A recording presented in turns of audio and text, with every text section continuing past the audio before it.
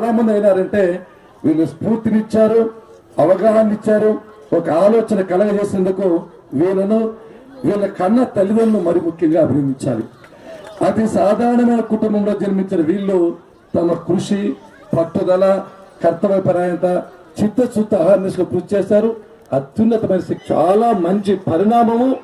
వాళ్ళని రాష్ట్ర మంత్రిగా, ఒక సోదరుడిగా ప్రత్యేకంగా అభినందిస్తున్నా అని చెప్పి ఈ సందర్భం గుర్తు చేస్తున్నాను.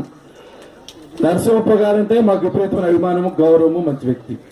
జేవి రాముడు గారు మేము కాంటెంపరీ, మంచి మిత్రుడు. వీళ్ళ ఆర్బిట్ వేవ్ లెంత్ మాకు కూడా సూట్ అవుతుంది కాబట్టి మంచి మిత్రులుగా ఉన్నాం. ఈ గ్రామానికి సహాయం చేయడానికి మనస్ఫూర్తిగా నిండు మనసుతో రాష్ట్ర ప్రభుత్వం తన హామీ ఇస్తున్నాను.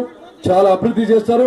మిగతా కార్యక్రమాలకు కూడా కలెక్టర్స్ కోఆర్డినేట్ చేసుకొని మన శాసనసభ్యులు కూడా ఈ గ్రామానికి ఎక్కువ తన ఫండ్ లో 3/4 దీనికి ఇవ్వాలని చెప్పి నిర్ణయం తీసుకున్నారు. శాసనసభ్యులు, నేను, కలెక్టర్ గారు తప్పకోకుండా ముగ్గురము ముందుకొచ్చి ఎంత సహాయం చేయగలమో 100% తిరిగి అభివృద్ధి పథంలో కూడా నరసింహపల్లిని చిత్రపటంలో చూపించాలనే ప్రయత్నం చేస్తామని చెప్పి మాట్లాడదాం. రెండవది, మీరందరూ నా వైపు చూడాలి.